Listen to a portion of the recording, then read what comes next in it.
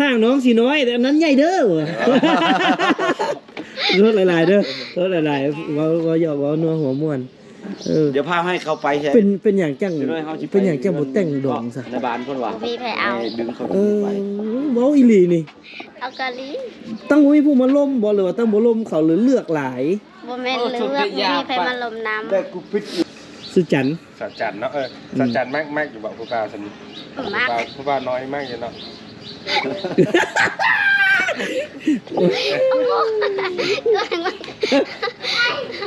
มาหาเก้าคนเดี๋ยวซื้อยังเกาะจันโทแม่นอาจารย์จันโทตอนนี้อายุ90ปลายแล้วก็ไล่เบิ่งแต่ปี1931อย่าให้ลูกหลานไล่ตกอยู่นี่กับปี1931ปีบอกวันจันทร์ไล่รถเพิ่นมีเมียอยู่12คน12คนเลยนะคันบ่แข็งแฮงนี่บ่ได้หน้าพุ่งนี่ก็มีอีล้วนเมียบักทุ่มนี่ก่อนเพิ่นเด้ออย่าเว้านี่อย่าปากพนังนี่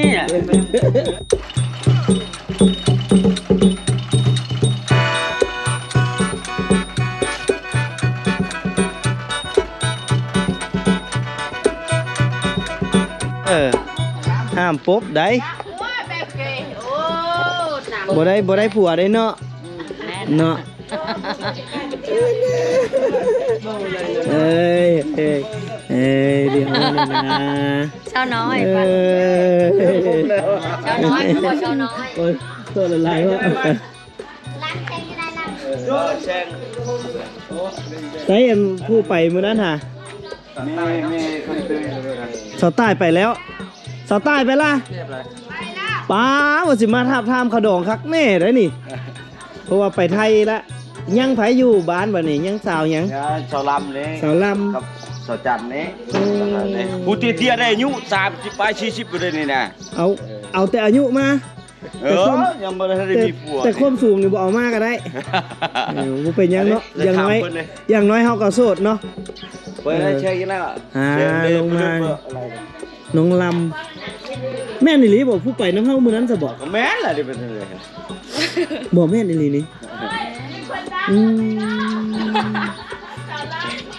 โอ้มื้อนั้นไป2คนเนาะมีสาวใต้กับสาวลำเนาะ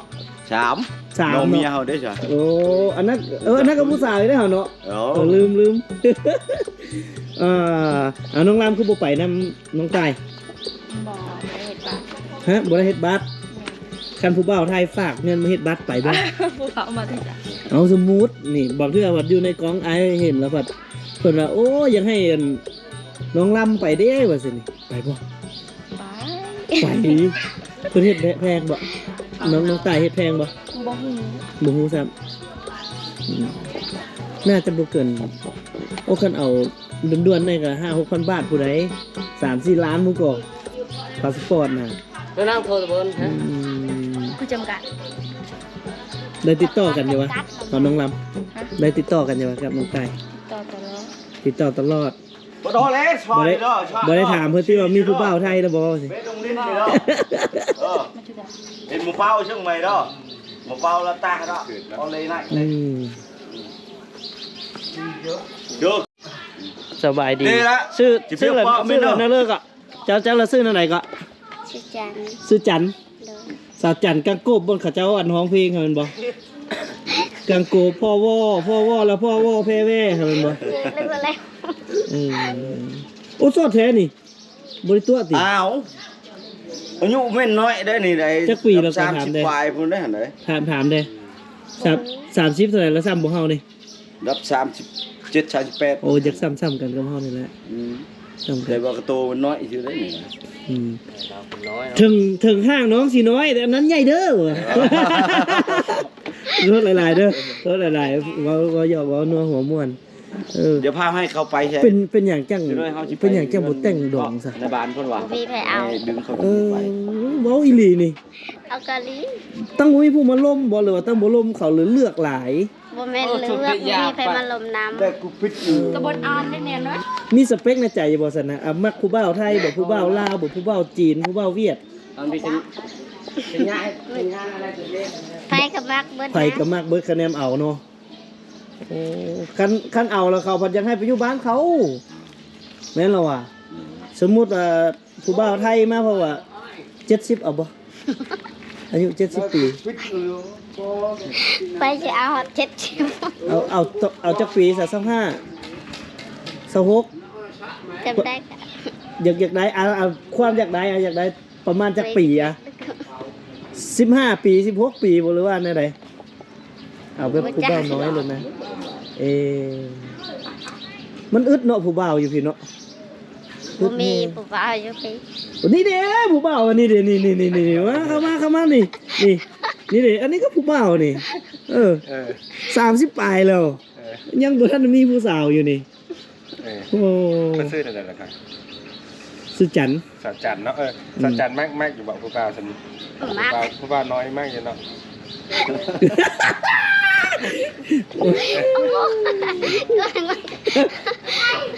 เดี๋ยวอยากให้ลุงสูงกันซ้ำกันขยับขึ้นอีกขั้นหนึงก็ได้ แล้วผู้น้อยเนาะคนผู้น้อยยังเป็นแต่เพศคือเก่า แม่น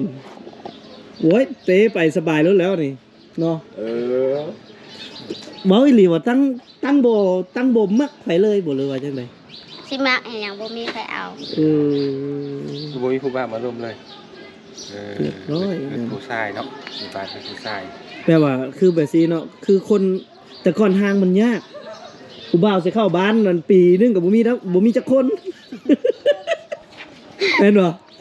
ประมาณนั้นแหละประมาณนั้นละอึดผู้บ่าวอันนี้หั่นนะบัดนี้เพื่อทางดีบัดอายุบัดหลายขึ้นแล้วบัดนี้บัดมีแต่ผู้น้อยผู้บ่าวรุ่นเดียวว่าเอาเมียหมดเลยเนาะว่าดิซะเดี๋ยวสิหาผู้บ่าวไทยมาให้อายุประมาณ 6-70 ปีนี่แหละประมาณนี้ ก็สิเอิ้นผู้บ่าวอยู่บ่แม็กอยู่บ่สัจจันประมาณมีผู้บ่าวมาแม็กมีแม็กผู้บ่าวสมมุติมี สมมุติว่าสิเห็นไผบ่เห็นน้ำ เห็นก่อนเนาะเห็นผู้บ่าวก่อนเนาะเอาเกณฑ์อายุมาก่อนนะเดี๋ยวเอาเกณฑ์อายุมาก่อนเราประมาณเท่าไหร่เอาเกณฑ์อายุมาก่อนหน้าตานี่มันมาบ่สำคัญอยู่แล้วล่อซ้ำบ่สุกนี่ได้เลยเอาประมาณว่า40 50 60 70 90หรือ20ขอคำตอบจังหูอันหาคนมาเบิ่งได้อันใดก็ได้ไม่ไผทำไมขดองนี่ก็เอาอีกบ่สมมุติว่าก็เอาแล้วเนาะกระดองเอาลายบ่เอาลายดอก เดี๋ยวว่าประมาณเอาเลยประมาณร้านสัจจันเอาเลยสัจจันมีผู้เอาป้าสิได้คันได้ผัวย้อนกองบ่เตียงข้ามนี่อย่าลืมเดี๋ยวเด้ออีหลีได้บัดมือเฮ็ดดอกก็ฮอดแน่ได้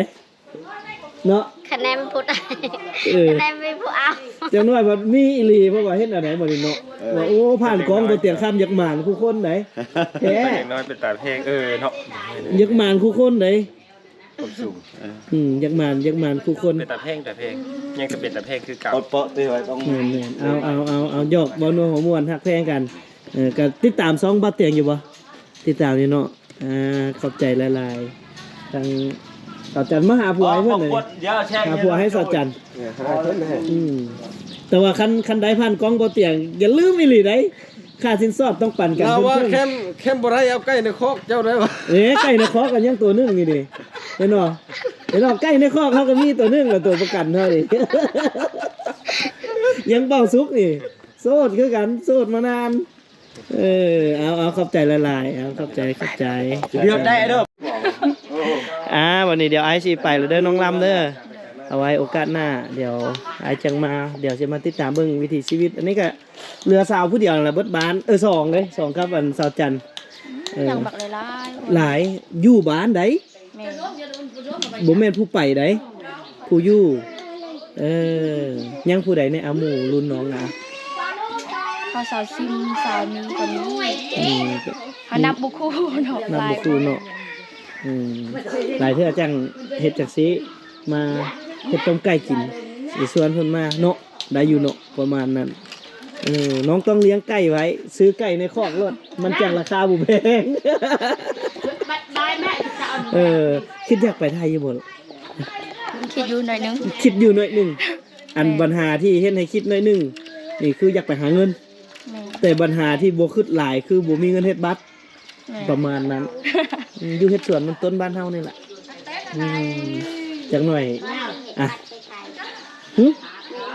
มีเฮ็ดเงินมีเงินก่อนขอแทกลงสูงไหนเขาว่า แท็กก็ไปได้ ไปน้ำบ่เตียงก็ได้เดี๋ยวบ่เตียงพาไปเป็นละ ตอนบ่เตียงไปมาบ้านไปทำอินเขาจะยังอยู่ไทย แม่นวะตอนมาชุดก้อนเฮามากับไผวะตอนมาคนเดียวแม่นบ่เฮามาคนเดียวมาเฮือนลุงจอกแม่นบ่ ยังไง ตอนนั้นมาเฮือนลุงจอกหั่นโอเคเด้อไปก่อนทุกคนไปก่อนไปเอาเดินทางแวะลิ้นนำน้องๆหน่อยหนึงพี่น้องกะคืออยู่นี่บ้าน ตอนนั้นฉันอีพอช่วยในแห่งเต็กช่วยไปเรื่อยอยู่เลยนี่จนก็เอา อันบ้านเฮามีจักหลังคาเฮือนก็ 100เท่าใด110 110หลังคาบัดนี้พลเมืองดิประมาณ 600ปลาย โอ้ เออ เยอะปานนั้นเนาะ 600ปลายพวกนั้น โอ้แสดงว่าเฮือนหนึงนี่บ่ต่ำโดยเฉลี่ยบ่ต่ำกว่า5คน6คน แม่นล่ะ โดยเฉลี่ยเป็นชนเผ่ามังกร จนเผาเจลี จรี เจลี เจลีชนเผ่าเจลีเว้าภาษาเราเถิง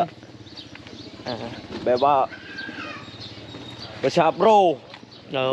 เจลี จะโดยเนาะ จะโดย ง่วยเด้อบ่ จะโดย ง่วยเด้อง่วยบรอง บลังจะโดย ง่วยบรองนี่ดุ เดี๋ยวถ้าเห็นผู้เฒ่าผู้แก่เดี๋ยวจะให้เพิ่นเล่าประวัติบ้านเพิ่นคืนเพราะว่าบ้านนี้นี่เป็นบ้านประวัติศาสตร์อีหลีได้พี่น้องเอ้ยแต่ก่อนนี่เคยเพิ่นเคยตั้งฐานทัพเนาะตั้งฐานทัพของเวียดนามไปปลดปล่อยเวียดนามไต้แม่นบ่แต่ก่อนนี่มาตั้งฐานทัพอยู่ ที่ นี่ ว่าบ้านนี่ล่ะบ้านจุดกลาง มา ผู้เฒ่า หาเก้าคน เดี๋ยวซื้อหยังเกาะ จันโท จานโท จันโท จันโท แม่น อาจารย์จันโทตอนนี้อายุ90ปลายแล้ว ก็ไรเบิ่งแต่ปี1931 อย่าให้ลูกหลานไล่ ตกอยู่นี่แบบปี1931ปีบอกวันจันทร์ไรรถ ปีวอกจัดปี ต วอก ก มาอยู่นี่แหละ90 ปีวอกบ่พอ ปีวอก แสดงว่าคนเกิดปีวอกในเสี่ยวได้เบิดเนาะ ร้อยแล้ว ลูกก็เกิดปีวอก นะไปอ่านเลยใบเชียงที่ที่เราได้เลยหันตกว่าปีวอกมากับเป็นปีวอกใหม่ พี่น้องแล้วจุดพิเศษ ปีวอกใหม่แล้ว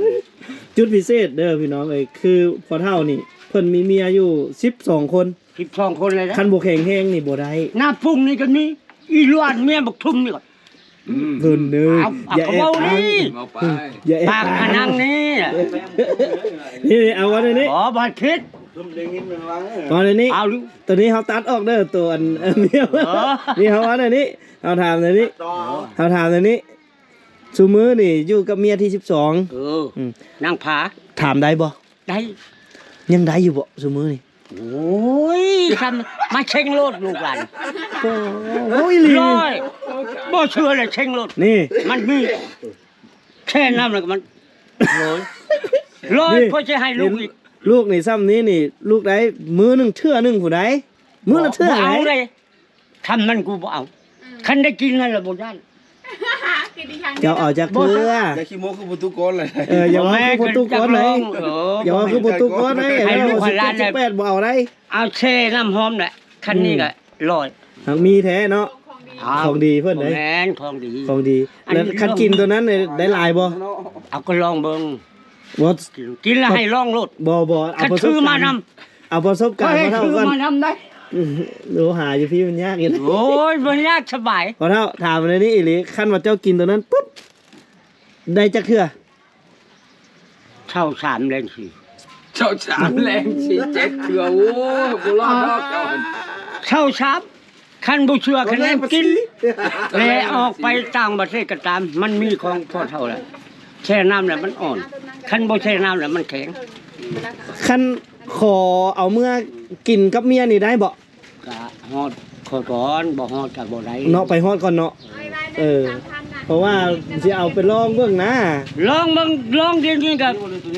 บ่ลองแล้ว แหน่ เมียบ่อยู่บ่เอาแล้วบ่ พ่อเลี้ยงนี่ยังเป็นผู้เลี้ยง เออ พ่อเลี้ยงแล้วบ่น้อยก็เฮ็ดให้พ่อเลี้ยงและให้เจ้าได้ โอเคเอาบ่นัวหัวม่วนเด้อพอเท่าจันโทเนาะ ไปทำรถ เดี๋ยวสิไปหาอยู่เพื่อนเด้อไปเอาของดีเจ้า23เลยสิ เอาทำ น่าสนใจ ลองให้ชั้นนี่โอ้ยคนบ่ได้ให้เลย บ่ให้ซำนี้เนาะเดี๋ยวบ่เด้อขออนุญาตนี่ก็ลูกบ่ได้ลูก ไป ไปละ กันนี่ว่า นี่หมาย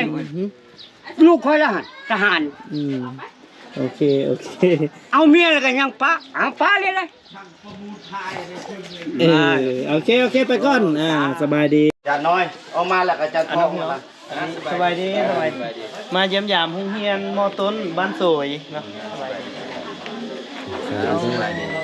นักเรียนหลายอยู่ปะ โอ้60 บาท ฝ่ายทางฮอดม.4ได้ ม.4มีแต่4คน แม่นมีแต่บ้านทำหมดเลยว่ามีบ้านเองมาเรียน อยู่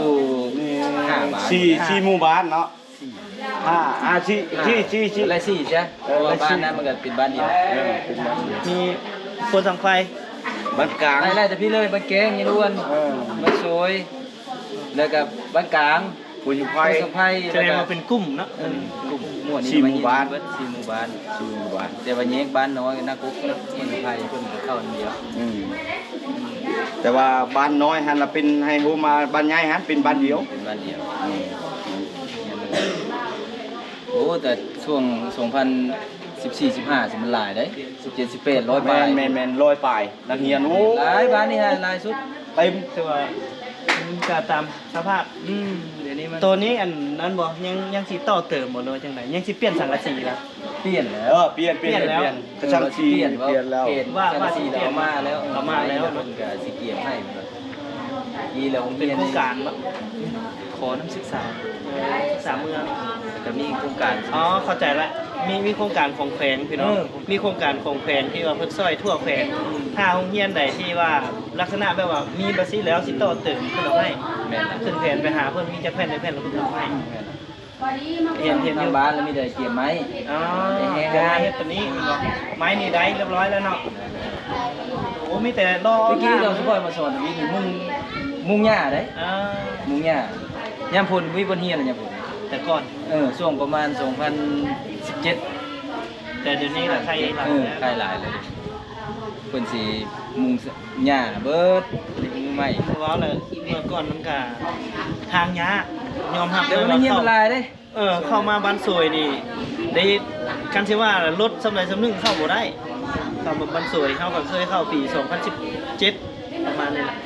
ตอนนั้นนี่ก็ยังยากอยู่ยากหลายแต่ว่าความเจริญกับไปไวเติบกว่าจังหวัดเพิ่นก็สิเฮ็ดทางดีๆมาแล้วเนาะตอนนี้นี่สิเป็นรักเลยแมันบ่พวกกินนี่เลยบ่ได้ย้ายแล้วเนาะ ถ้ามีโครงการมาแล้วเพื่อนสิที่วินัย โอ้ยับอีก เพื่อนจะเข้ามาเอาข้อมูลนะ แสดงว่าตัวนี้ยังบ่ ตร ถาง ม นี้ ว่า มันเป็นดินของปฐมเลย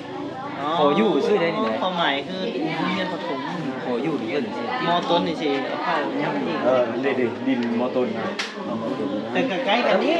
นี่ มา นะ ซองกีตาร์ซองกีตาร์ป้ายได้เลย โซให้ตาปลายคนได้นี่ดิต่อไปนี่ อันนี้เลยมันเป็นโรงเรียนที่ว่าช่วงสปอยมาทำบิดเลย2014แล้วมันขึ้นครับ อันนี้ลืมแนะนำเลยว่าอันเพิ่นซื้อนั่นก็ เจ้าสบายดีเนาะค่อยกับสื่อจันน้อยจันทวงศ์มาจากเมืองหาไซบ่ล่ะเขียนขมวนได้มาสอนอยู่นี่ก็10 ปีแล้ว พอ เรายังบ่ได้ตัวเล็กได้ แล้วอันนั้นเด้แล้วอันครอบครัวได้มีละ มีแล้วเอาอยู่นี่ เอาอยู่นี่เลย เพิ่นสร้างครอบครัวอยู่นี่แล้ว เอาเป็น เพิ่นสร้าง เป็นผู้อาสา นี่แหละครู เป็น อา อา สา จารย์อาสาจังใดก็สู้ๆช่วยกัน 10 ปีแล้ว ช่วยกัน แล้วเขาจะถามตัวนี้ว่าอยู่เฮานี่เป็นประเภทอุปกรณ์กีฬาแม่นก็มีคนมามอบให้โรงเรียนเฮาอยู่ มาขอไปรวมนี่เด้อ ช่วงนี้บ่มีนะบ่มี บ่มีช่วงนี้เนาะ บ่มีอยากได้แห้งแหละประเภทนี้ น้องเบิ่ง ตะกี้เลยศึกษาเป็นผู้ช่วย ศึกษาช่วง2000มันสิมายุดช่วง2019 อืม หรือบ่มี ยืนใน ตะ เพิ่น กี้ นี่แห ศึ ละ กษาเป็นผู้สนับสนุน จริงไหม แต่ว่าแล้วเพิ่นแหละโอนเข้าเงินบริหารมันบ่ได้บัด เข้าเงินบริหารแล้วเฮา มัน ว่าในนี้ซะความหมายคือไปซื้อกันยากอยู่แล้วอะ